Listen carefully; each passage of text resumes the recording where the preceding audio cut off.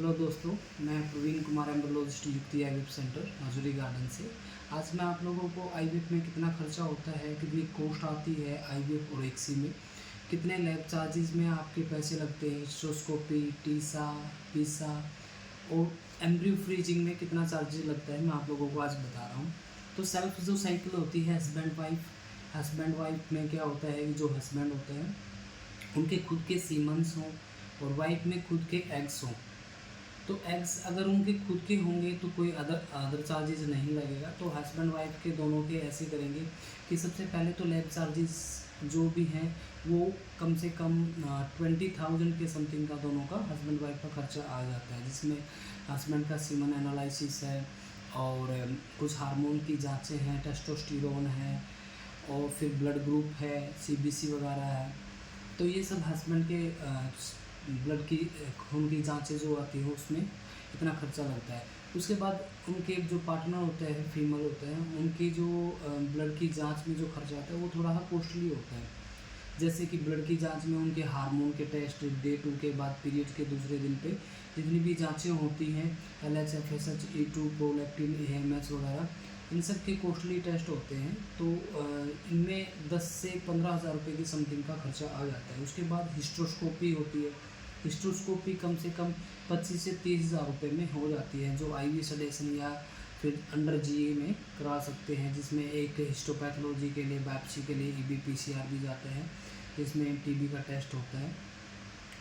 और उसके बाद जैसे ही नेक्स्ट मंथ उनके स्टूमुलेशन स्टार्ट करते हैं, इंजेक्शन चार्जेस हो जाते हैं, OPD, अल्ट्रासाउंड, OT चार्जेस हो जाते हैं, एनेस्थेटिक चार्जेस हो जाते हैं।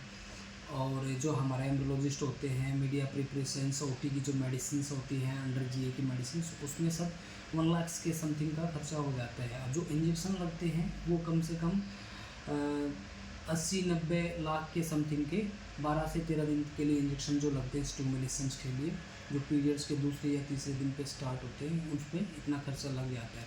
बहुत सारे पेशेंट पूछते रहते हैं, सर हमारे तो कम से कम 2 लाख 1.5 लाख उन्होंने यहाँ इतना पैकेज दिया है।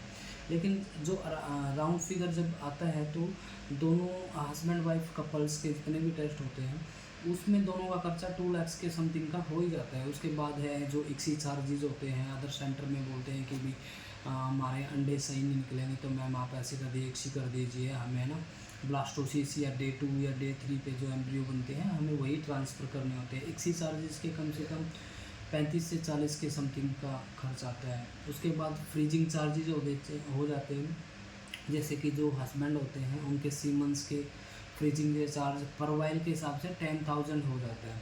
10,000 में पेशेंट का फ्रीजिंग और 3 महीने के लिए सिंगल वाइल का फ्रीजिंग का खर्चा लगता है। जैसे कि 3 मंथ्स हो गए, 6 मंथ हो गए, 1 ईयर हो गए, तो उनके फिर अलग से 3 महीने के बाद अलग से खर्चा होता है। जैसे कि 25,000, 3 मंथ्स के, 6 मंथ के 45,000, 1 ईयर के कम से कम हो गए 60 से 65,000 रुपये। और जो ऊसाइट होते हैं, जो एग अंडे होते हैं लेडीज़ के, जो अंडे फ्रीज करते हैं, उनका भी कम से कम 50 से 60,000 रुपये 6 मंथ का खर्चा आता है।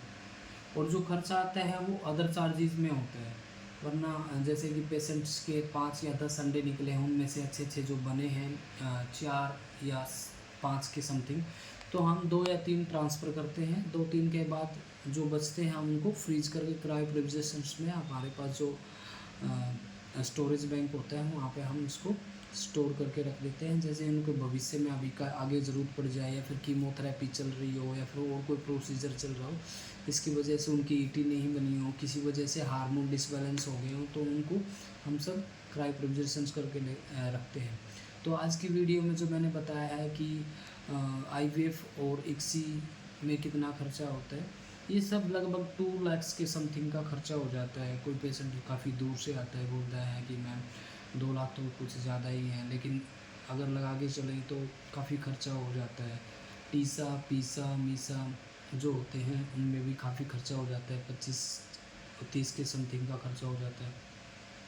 जो मेडिसिन होते हैं आफ्टर डिस्चार्ज, बिफोर डिस्चार्ज, वो सब मेडिसिन का खर्चा भी पेशेंट का ही होता है। तो ये जो वीडियो मैंने आज आप लोगों को शेयर की है, प्लीज़ मेरे चैनल को सब्सक्राइब कर दिया करो, लाइक करो, कमेंट करो। किसी भी इनफर्टिलिटी संबंधित जानकारी अगर आपको चाहिए तो मेरे नंबर पे या मेरी मेल पे कमेंट कर सकते हो और नंबर छोड़ सकते हो या हाई मैसेज करके मैं आपको रिप्लाई ज़रूर से ज़रूर दूंगा। और सेक्सुअल एक्टिविटी की जो मेडिसिन्स होती हैं, इरेक्टाइल डिस्फंक्शंस, एजाकुलेशंस और स्पर्म काउंट के लिए मैं उन सब मेडिसिन्स तैयार करके देता हूँ। तो प्लीज़ मुझे कॉन्टैक्ट करें। Thank you.